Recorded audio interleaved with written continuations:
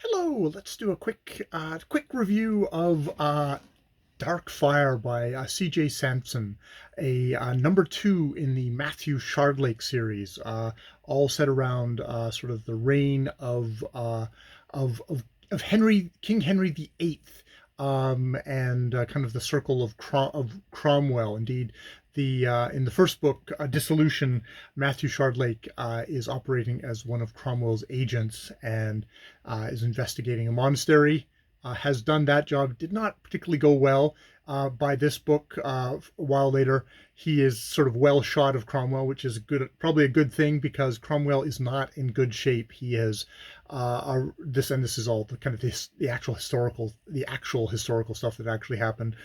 Cromwell has arranged a marriage to Anne of Cleves for Henry VIII, and that almost immediately it's like Henry's just like, no, no, you fucked up, and he is majorly in disfavor. And a lot of his enemies, Thomas Howard and Richie Rich. God, is it Richard? Yeah, Richard Rich. Richard Rich, very, very dangerous men are circling around, seeing how they can kind of basically plunge the dagger in and engineer Cromwell's downfall.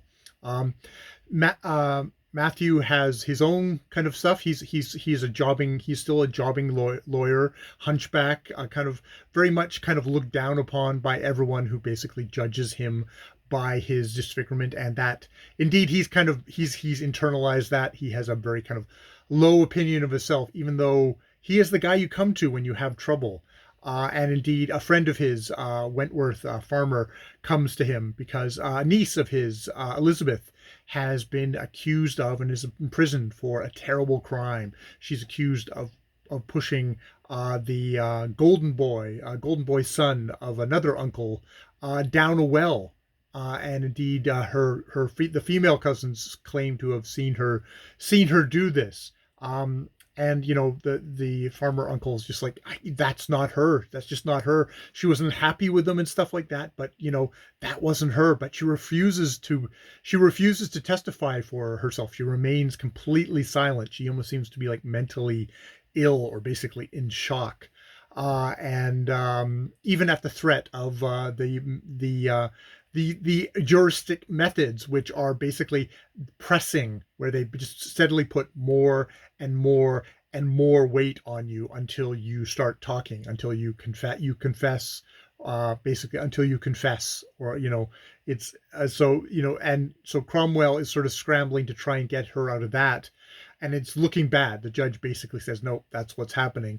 When he gets an offer he can't refuse, Cromwell comes to him saying, "I need your help."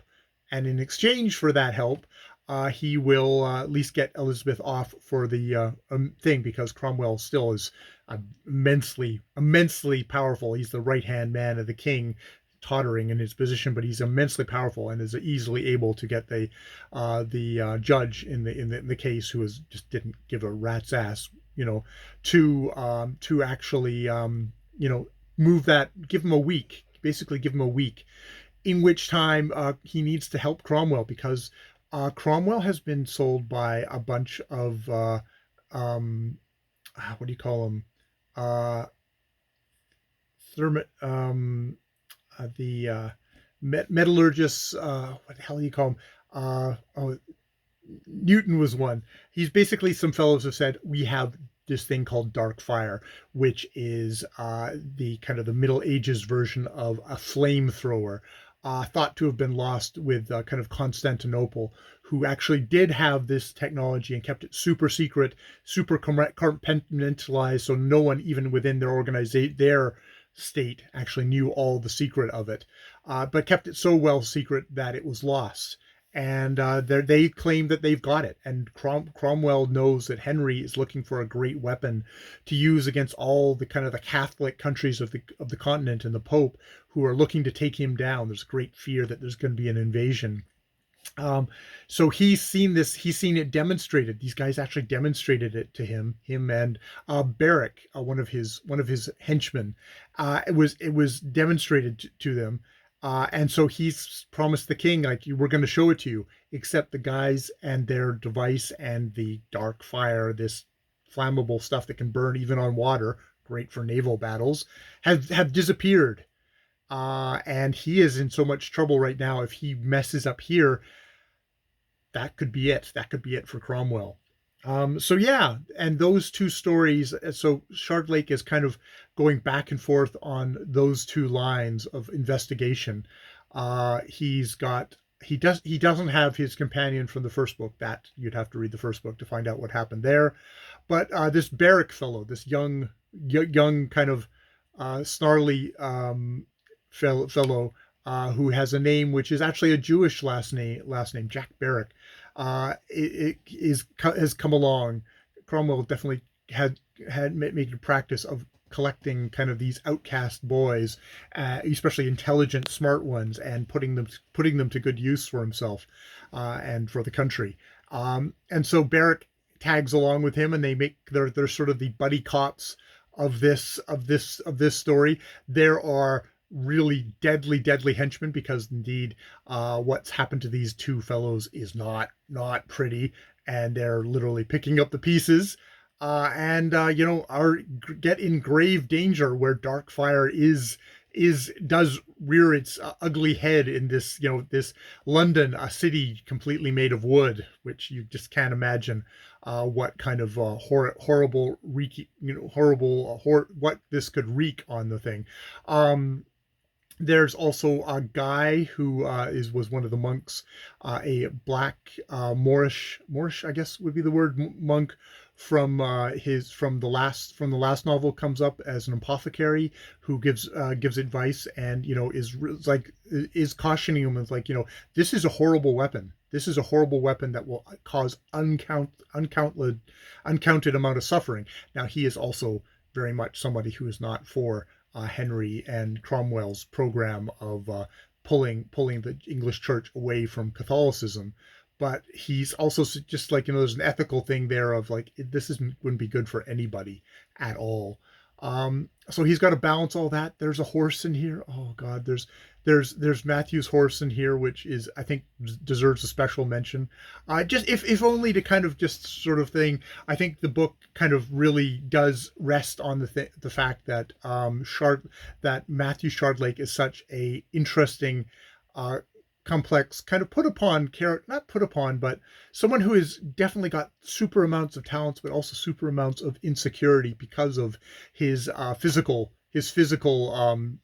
what's considered deformities of the time, and how people are kind of projecting that as moral deformities.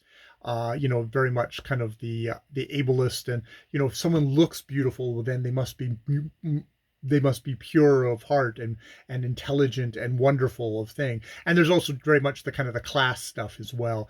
He has a thing with a wealthy widow in here where you go through the book wondering, femme fatale, or just another political actor just scrambling to try and stay out of the way of all the very powerful dudes who are rampaging through the scenery, and might indeed end up squashing insignificant bugs like her and Mtthw Shrdlk.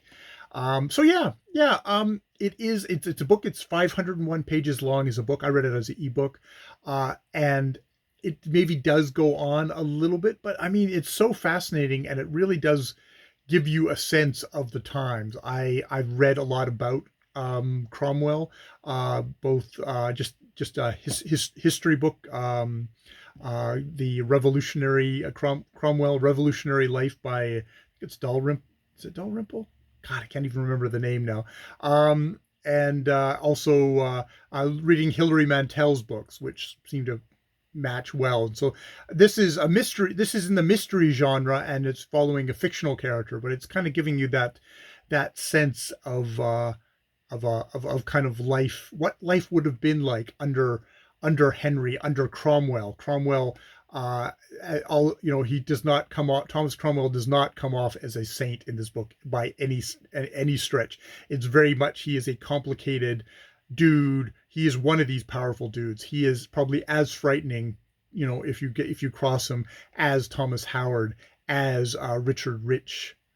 So it's a great place to put somebody who's a small guy who is scrambling around, but is intelligent, but isn't full of himself either. Yeah.